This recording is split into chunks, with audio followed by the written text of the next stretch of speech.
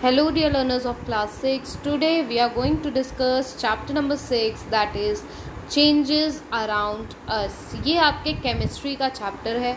इस चैप्टर का एक्सप्लेनेशन और डिस्कशन वीडियो है ये. इधर यहाँ हम पढ़ने वाले हैं चेंजेस अराउंड अस, रिवर्सिबल और इरिवर्सिबल चेंजेस क्या होते हैं, फिजिकल केमिकल चेंजेस क्या हैं, इनके बीच के डिफरेंसेस और इफ़ेक्ट्स जो कि कॉन्ट्रैक्शन और एक्सपेंशन है, ये किस तरीके से हमारी डे टू डे लाइफ में यूज़फुल है. तो ये जो टॉपिक्स हैं ये इस चैप्टर में हम कवर करेंगे. यहाँ ये जो चैप्टर है आपका 2 पार्ट्स में डिवाइडेड है. एक पार्ट में आपको पढ़ना है रिवर्सिबल और इरिवर्सिबल चेंज और दूसरे पार्ट में आपको पढ़ना है फिजिकल केमिकल चेंज और expansion and contraction of substance. तो एज़ यूजुअल आपके पास यहाँ पर दी हुई है एक गेट रेडी एक्सरसाइज, और अगर आपको इस एक्सरसाइज के या इस बुक की एक्सरसाइज के आंसर्स चाहिए हैं तो उसके लिए एक एक्सरसाइज वीडियो अलग से अपलोडेड है सारे चैप्टर्स का. बच्चों हम आ जाते हैं इंट्रोडक्शन पे. अगर हम इंट्रोडक्शन की बात करते हैं तो बहुत सारे ऐसे चेंजेस हैं जो आपने ऑब्जर्व करे होंगे आपके आसपास. जैसे कि एक सीड है, सीड अपना शेप अपना साइज चेंज करता है और ग्रो होता है किसमें, एक प्लांट में. ठीक है, तो ये एक चेंज है. फिर टाइम के साथ साथ उसमें लीव्स ग्रो होती हैं, एक प्रॉपर स्टेम आता है, पर्टिकुलर सीजन पे उसमें फ्लावर्स ब्लूम होते हैं, फ्रूट का फॉर्मेशन होता है. इवन दो अगर आप मून को ऑब्जर्व करते हैं तो मून का जो साइज है, शेप है, वो भी डे टू डे चेंज होता है. तो बहुत सारे ऐसे चेंजेस आपने नोटिस किए होंगे.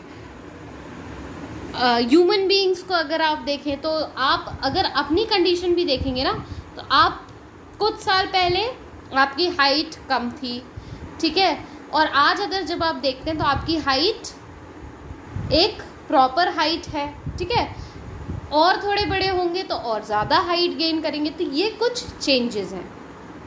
इसके साथ कुछ ऐसे चेंज भी होते हैं जो वापस ओरिजिनल फॉर्म में नहीं आ पाते. जैसे कि अगर एक बार मिल्क टर्न हो जाएगा कर्ड में तो आप कर्ड को वापस मिल्क में टर्न नहीं कर सकते, ठीक है. और कुछ चेंजेस ऐसे होते हैं कि कुछ न्यू सब्सटेंस फॉर्म होता है किसी चेंज में. जैसे कि अगर पेपर को बर्न करेंगे तो क्या फॉर्म होगा, ऐश, जो कि एक न्यू सब्सटेंस है, पर आप उस ऐश से पेपर को वापस नहीं ला सकते, ठीक है. तो sometimes things after going a change can come into the back in their original form. जैसे कि अगर आप रबर बैंड को स्ट्रेच करेंगे तो स्ट्रेच करने के बाद वो अपना शेप चेंज कर लेगी, लेकिन जैसे आप वहाँ से फोर्स हटाएंगे, प्रेशर हटाएंगे, फोर्स हटाएंगे तो वो वापस अपने ओरिजिनल फॉर्म में आ जाएगी, ठीक है. और कुछ चेंजेस ऐसे होते हैं जो अपने ओरिजिनल फॉर्म में नहीं आ सकते. जैसे कि मिल्क अगर एक बार कर्ड में चेंज हो गया तो वो वापस मिल्क नहीं बन सकता. तो इस तरीके से हमारे पास बहुत सारे ऐसे चेंजेस हैं. उन चेंजेस को हम कैटेगराइज करते हैं यहाँ टाइप्स ऑफ चेंजेस में, ठीक है. कितने टाइप्स के आपके पास चेंजेस हैं, तो आपके पास यहाँ पे टाइप ऑफ चेंजेस में आपको पढ़ना है 2 टाइप के चेंज. एक है आपका रिवर्सिबल चेंज और दूसरा होगा आपका इरिवर्सिबल चेंज. कितने टाइप के चेंज हैं, 2 टाइप के चेंज हैं. First is the reversible change and the second is irreversible change, ठीक है. अब ऐसे चेंजेस जो हम रिवर्स कर सकते हैं, ऐसे चेंजेस जिनको हम रिवर्स कर सकते हैं उनको हम बोलेंगे reversible change.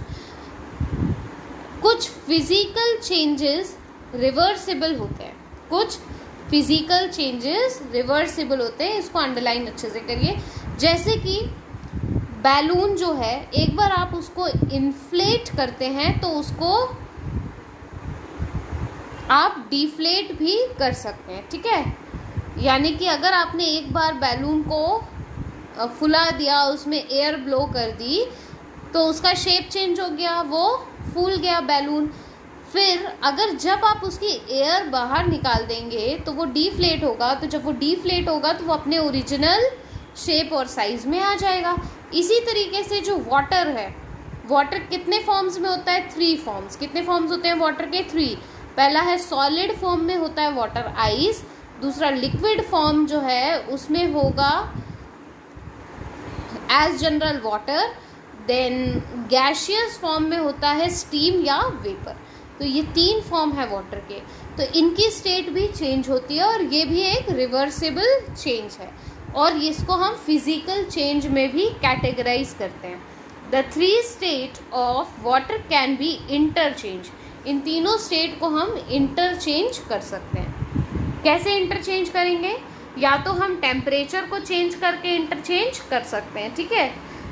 Changing of water from one state to another is a reversible change. Water का एक स्टेट से दूसरी स्टेट में जाना किस टाइप का चेंज है? ये एक रिवर्सिबल चेंज है। इसी तरीके से अगर हम शुगर को या सॉल्ट को वाटर में डिसॉल्व करके एक सॉल्यूशन बना देते हैं तो ये भी एग्जाम्पल है किसका? रिवर्सिबल चेंज का। क्यों है रिवर्सिबल चेंज का? क्योंकि हमको शुगर और सॉल्ट वापस मिल सकती है उस सॉल्यूशन से जो सॉल्यूशन हमने बनाया है। इतनी बात आपको समझ आ गई? ऐसे चेंज जिसमें हम जो ओरिजिनल प्रोडक्ट है उसको वापस वैसे की वैसे ही ऑब्टेन कर लेंगे, वो सारे चेंजेस होंगे क्या? Reversible change. अब हम बात कर रहे हैं इररिवर्सिबल चेंज। इररिवर्सिबल नाम से ही समझ आ रहा है, इर का मतलब होता है नॉट और रिवर्सिबल मीन्स जो रिवर्स नहीं कर सकते हम। तो ऐसे चेंज जिनको हम रिवर्स नहीं कर सकते वो सारे चेंज होते हैं इररिवर्सिबल चेंज। और बहुत सारे ऐसे चेंज हैं जो हमारे आसपास होते हैं और रिवर्स नहीं हो सकते। जैसे कि अगर आपने एक बार कर्ड प्रिपेयर कर लिया है मिल्क से, तो वो वापस से उस कर्ड से हम मिल्क को ऑब्टेन नहीं कर सकते। एक बार अगर प्लांट ग्रो हो गया है ट्री में तो वापस वो सैपलिंग या प्लांट नहीं बन सकता, ट्री ही रहेगा, वापस से वो स्मॉल प्लांट नहीं बनेगा। अगर एक बार खाना बन गया है तो वो ओरिजिनल रॉ फ्रूट या रॉ वेजिटेबल नहीं बनेगा। अगर आपने एक बार चपाती बना दी है तो आप उसका डो नहीं बना सकते। तो ये क्या है? ये एक इररिवर्सिबल चेंज है। अगर आपने बैलून को इन्फ्लेट किया है, इन्फ्लेट करते करते वो बस्ट हो गया, तो वापस से वो बस्ट बलून अपने ओरिजिनल शेप और साइज में नहीं आएगा। एक बार अगर फ्लावर ब्लूम हो गया है या फ्रूट राइप हो गया है तो वो वापस से रॉ फ्रूट या बर्ड नहीं बनेगा। तो ये सारे चेंजेस कैसे हैं? इररिवर्सिबल चेंजेस हैं।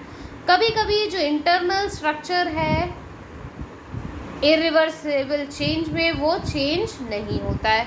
जैसे कि अगर हम कट कर रहे हैं अ पीस ऑफ पेपर या burst balloon, there is no change in the internal structure of paper और बैलून। यानी कि पेपर पेपर ही रहेगा और बैलून बैलून ही रहेगा अगर हम उसे कट कर रहे हैं तो, ठीक है। तो ये भी इररिवर्सिबल चेंज है पर इसके इंटरनल स्ट्रक्चर में कोई चेंज नहीं आया है। अब यहाँ हमको पढ़ना है इस चैप्टर का दूसरा पार्ट जो कि है आपका पार्ट 2।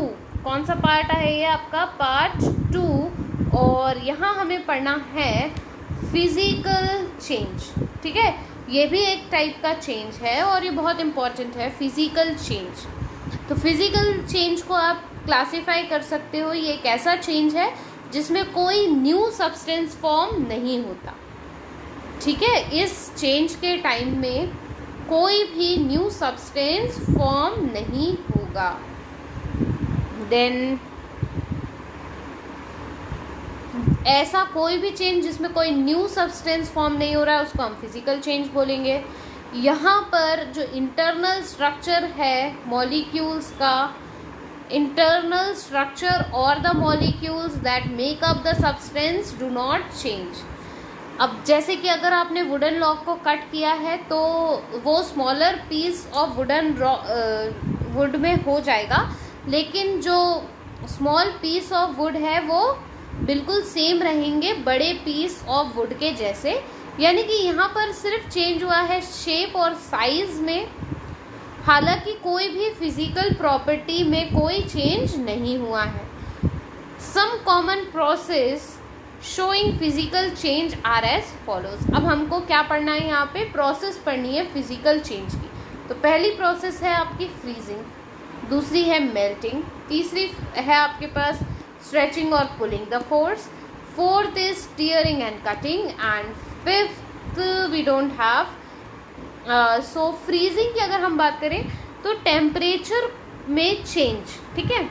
फ्रीजिंग की अगर हम बात कर रहे हैं तो आप टेम्परेचर को लो करके किसी चीज़ को फ्रीज कर रहे हैं। तो यहाँ एग्जाम्पल दिया हुआ है आइस का। तो वाटर जो है वो आइस में कब चेंज होगा, जब फ्रीजिंग होगी, यानी कि वाटर के मॉलिक्यूल्स आइस के जैसे ही हैं, बस क्या हुआ है वहाँ पे उसकी जो स्टेट है किस में चेंज हुआ है, स्टेट में।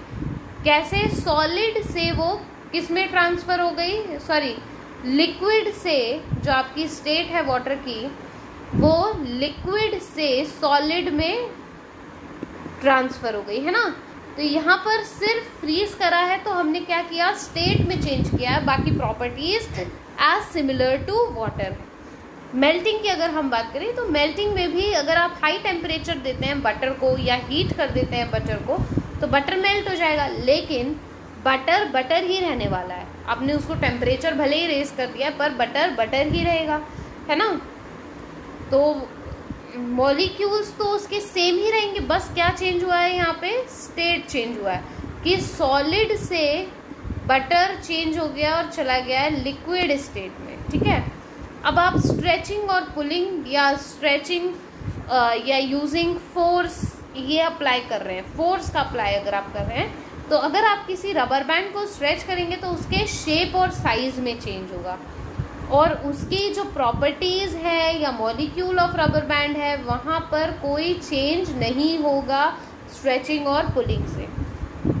इसी तरीके से अगर आप फुटबॉल पे फोर्स लगा रहे हैं या फुटबॉल को किक कर रहे हैं फोर्सफुली, तो फुटबॉल अपना पोजीशन चेंज करेगी या फिर अपना डायरेक्शन चेंज करेगी, पर जो फुटबॉल के मॉलिक्यूल्स हैं वो तो सेम ही रहने वाले हैं, मॉलिक्यूल्स में कोई चेंज नहीं होगा।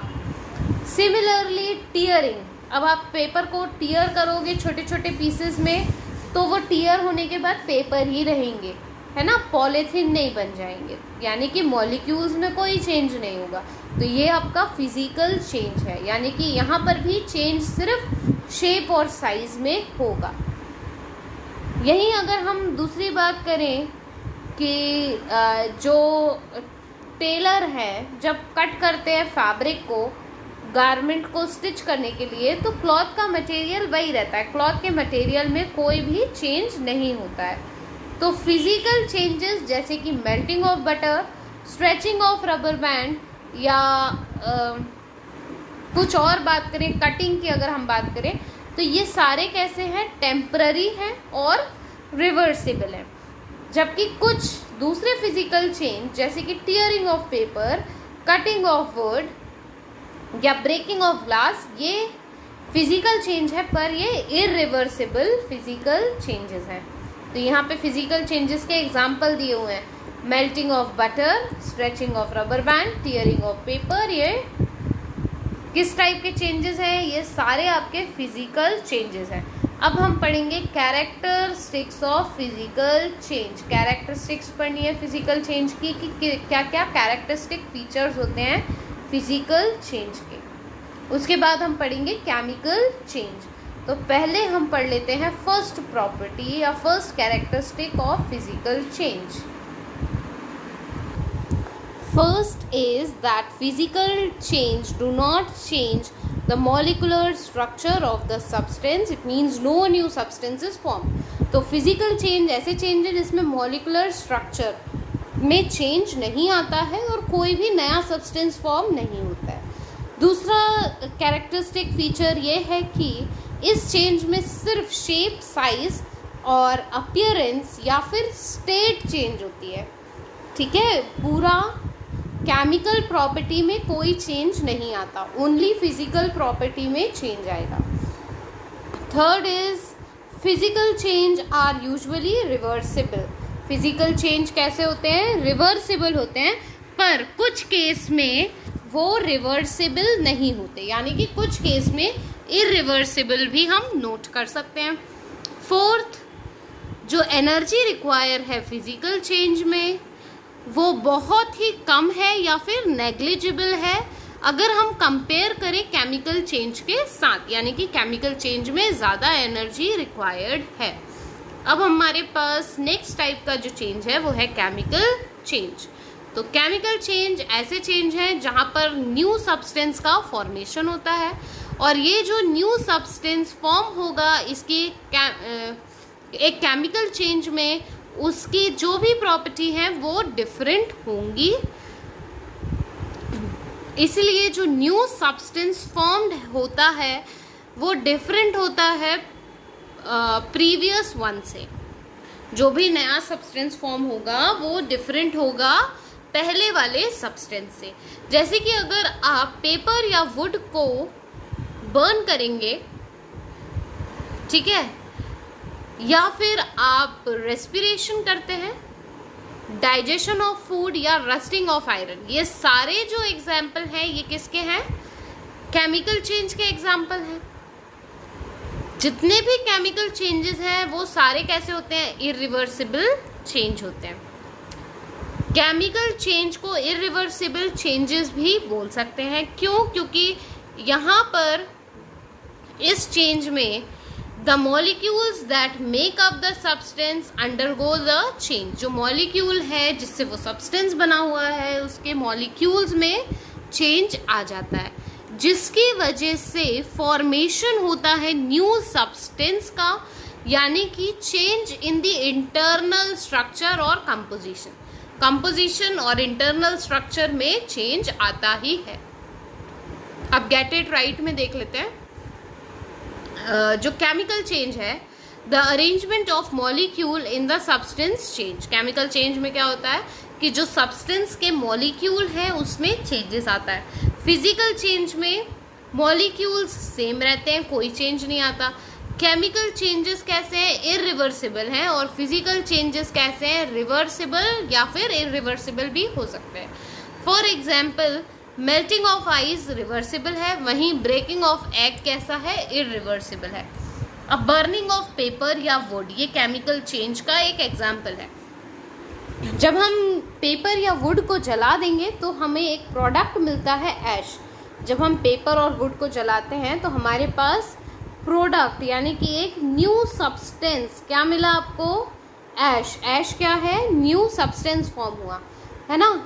Smoke along with the gas such as carbon dioxide and water vapor is released। और जब आप पेपर या वुड को जलाते हो तो क्या रिलीज होता है? कार्बन डाइऑक्साइड और वाटर वेपर रिलीज होता है। You will see that the appearance and the properties of ash formed after the chemical change are totally different from the original paper or wood। अब जब आप देखेंगे कि ऐश जो है उसकी प्रॉपर्टी कैसी है? डिफरेंट है पेपर और वुड से, ठीक है। We get paper, we cannot get paper wood back after the process of burning. और आपको पेपर या वुड एज इट इज़ नहीं मिल सकता अगर बर्निंग की प्रोसेस हुई है तो। क्यों नहीं मिल सकता? क्योंकि न्यू प्रोडक्ट का फॉर्मेशन हो गया है और ये एक केमिकल चेंज है। Next is break down of food. Next क्या है? Break down of food. ये भी एक तरीके का क्या है बेटे? केमिकल चेंज है। जब भी आप खाना खाते हो तो आपका जो फूड है वो कॉम्प्लेक्स है। कैसा है? फूड कॉम्प्लेक्स है। तो ये ब्रेक होता है, ब्रेक डाउन होता है ये कॉम्प्लेक्स फूड सिंपल सब्सटेंस में, यानी कि सिंपलर सब्सटेंस में। कहाँ होता है? Inside our body. और जो भी डाइजेस्टेड फूड है वो एब्जॉर्ब कर लेता है हमारा ब्लड, और फिर ब्लड से ट्रांसपोर्टेशन होता है सेल्स में।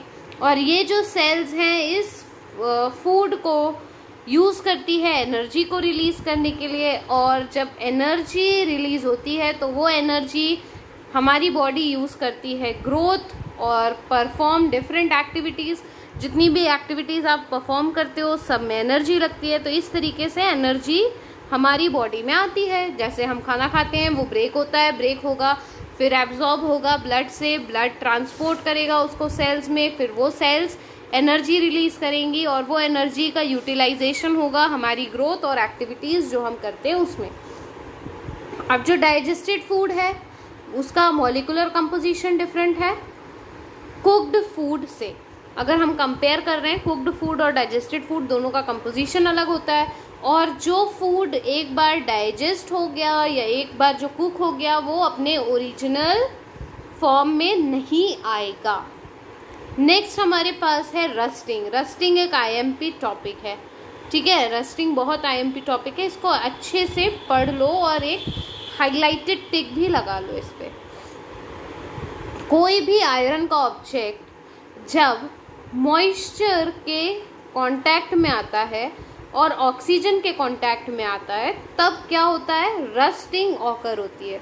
रस्टिंग में होता यह है कि एक ब्राउन कलर का सब्सटेंस आयरन ऑब्जेक्ट की सरफेस पे फॉर्म होने लगता है और इस ब्राउन सब्सटेंस को ही हम रस्ट बोलते हैं। रस्ट जो है इसकी प्रॉपर्टी डिफरेंट होती है आयरन से, और रस्ट का बेसिक काम होता है कोरोड करना। कोरोड करना यानी कि खराब करना, सड़ा देना, है ना। अब ऐसी प्रोसेस है रस्टिंग जिसमें इन्वॉल्व होती है chemical reaction. The process of rusting involves a chemical reaction. The substance that react with each other is called reactant. ऐसे सब्सटेंस जो एक साथ रिएक्ट करते हैं उनको हम क्या बोलते हैं, रिएक्टेंट। जैसे कि यहाँ पर आयरन और ऑक्सीजन एक साथ रिएक्ट कर रहे हैं तो इनको हम बोलेंगे रिएक्टेंट। और जो न्यू प्रोडक्ट फॉर्म होता है, उस न्यू सब्सटेंस जो फॉर्म होता है उसको हम बोलते हैं प्रोडक्ट। तो यहाँ पे आयरन ऑक्साइड जो कि रस्ट है वो क्या है, प्रोडक्ट, ठीक है। ये न्यू सब्सटेंस फॉर्म हुआ तो उसको हम बोलेंगे product. Because of the chemical change, corroded object do not change back into the original form of iron. क्योंकि ये केमिकल रिएक्शन यहाँ हो गई है, रस्ट का फॉर्मेशन हो गया है, तो जब रस्ट का फॉर्मेशन हो गया है तो आपको ओरिजिनल आयरन वहाँ नहीं मिल सकता, ठीक है। अब नेक्स्ट हमारे पास है बर्निंग ऑफ कैंडल। कैंडल का बर्न होना। अगर कैंडल बर्न होगी तो वापस आपको उसकी विक मिल जाएगी नहीं।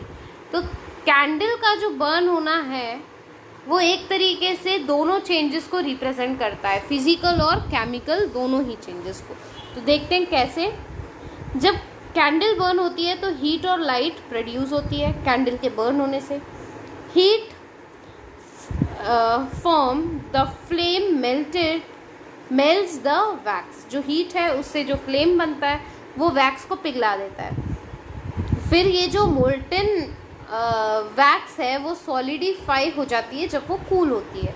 The melting of wax in the candle and it's solidification is the physical change. और जब ये वैक्स मेल्ट होती है फिर सॉलिडिफाई होती है तो ये एक टाइप का फिजिकल चेंज है। लेकिन जब मेल्टिंग और सॉलिडिफिकेशन होता है वैक्स का, ओनली द शेप और the state of the wax change. क्या होता है यहाँ पे, सिर्फ स्टेट और शेप चेंज होता है वैक्स का।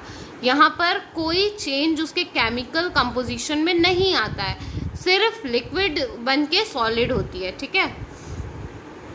लेकिन जब कैंडल बर्न होती है तब जो उसकी विक है, विक आप समझते हो, कैंडल में एक रस्सी होती है जिसमें हम आग लगाते हैं तो कैंडल जलती है, वो जल जाती है।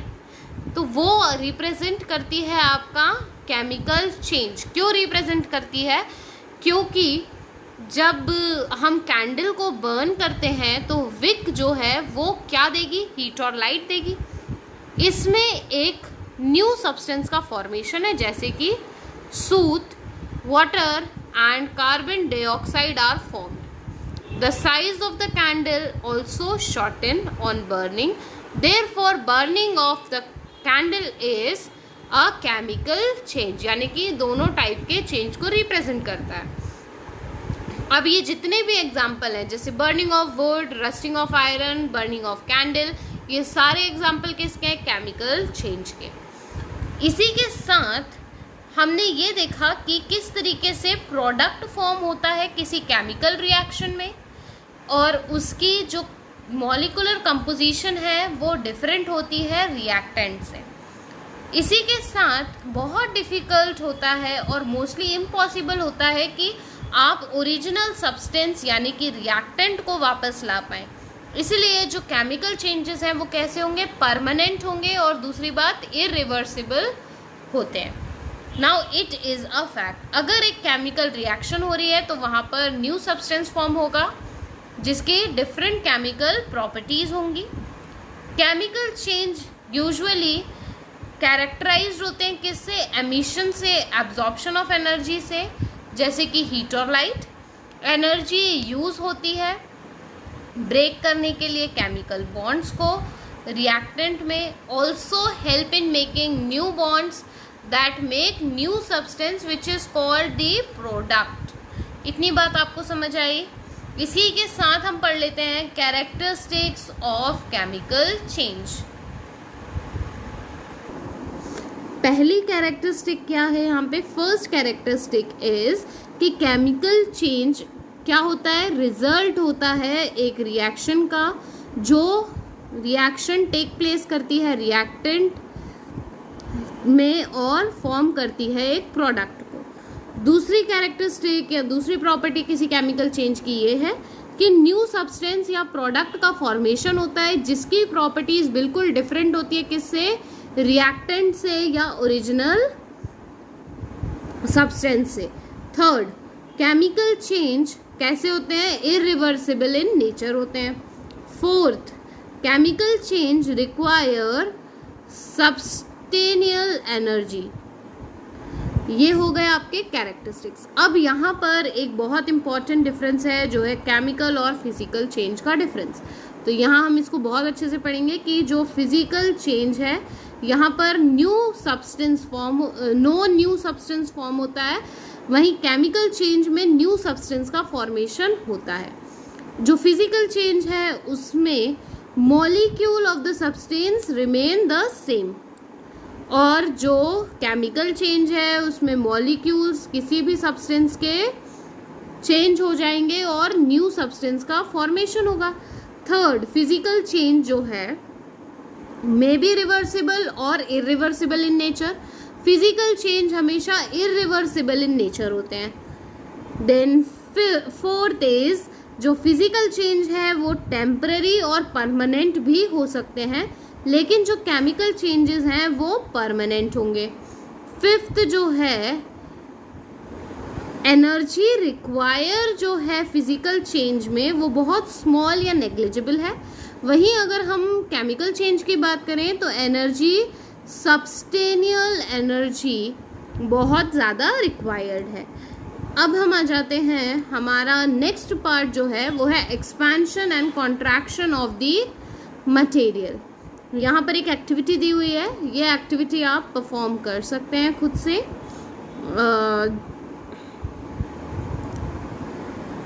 तो हम यहाँ पढ़ लेते हैं कि इम्पोर्टेंस ऑफ एक्सपेंशन और कॉन्ट्रैक्शन क्या होते हैं। तो importance of expansion and contraction जो है, पहला इम्पोर्टेंस है कि किसी इलेक्ट्रिक वायर जो है hanging between the poles are kept little loose. जो पोल्स पे इलेक्ट्रिक वायर होते हैं उनको हम कैसा छोड़ देते हैं, लूज छोड़ते हैं। क्यों? क्योंकि अगर हम उनको बहुत टाइट नेल अप कर देंगे तो क्या होगा, जो कॉन्ट्रैक्शन है ड्यूरिंग द विंटर वो वहाँ प्रॉपर नहीं होगा। इसलिए if the wires are tight they will snap when they contract due to the cold. Second जो importance है, at the time we are unable to open the lid of the jar and the box in the window, these lids can be easily opened by placing them under the hot water. Actually the lid expand on heating and comes close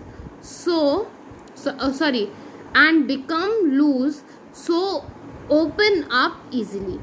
Then third is You must have seen gap between two adjoining metal rail. आपने देखे होंगे कि gaps रहते हैं दो adjoining metal rails के बीच में.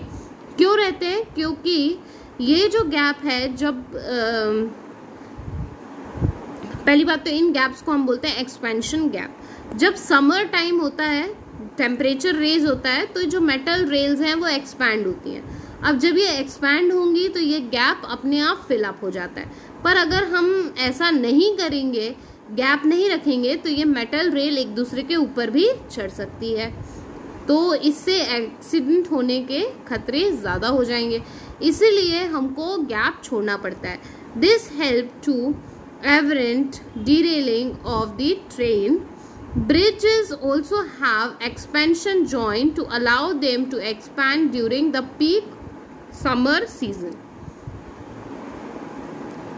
Then next is the fourth importance is कि जो एक्सपेंशन ऑफ मेटल है हीटिंग में, उससे हम फिक्स कर सकते हैं जो रिम होती है व्हील की, उसको वुडन व्हील में फिक्स कर सकते हैं. क्यों? क्योंकि जब हम मेटल रिम को हीट करते हैं तो वो एक्सपैंड हो जाती है. जब वो एक्सपैंड होगी तो वो इजीली जो सर्कुलर व्हील है उसमें फिट हो जाएगी. और उसके बाद हम जब उसमें कोल्ड वाटर को पोर करेंगे तो वो आराम से टेम्परेचर कूल होने की वजह से वहाँ पर कॉन्ट्रैक्ट होके टाइट हो जाएगी ओवर दी वुडन व्हील. और ये जो अर्लियर टाइम्स में जो कार्ट्स यूज़ होते थे उसमें इस तरीके के व्हील्स को यूज़ किया जाता था. इसी के साथ ये जो चैप्टर है आपका स्टूडेंट्स, ये ओवर हो गया है. This chapter explanation is done. So if you enjoyed learning with ScienceWise, kindly like the video, and if you have any doubt, kindly share your doubts in the comment section. Already the exercise playlist is uploaded. Go watch it.